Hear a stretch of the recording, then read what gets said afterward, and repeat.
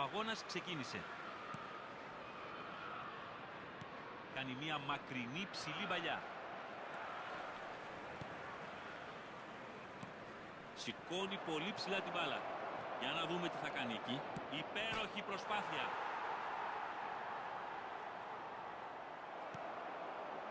Νεϊμάρ.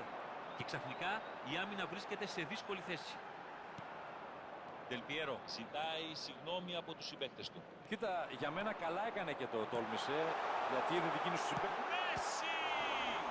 Προσπαθεί και πάλι. Το έβαλε! Ναι, είναι γεγονός. Το πιο αποφασιστικό γκολ.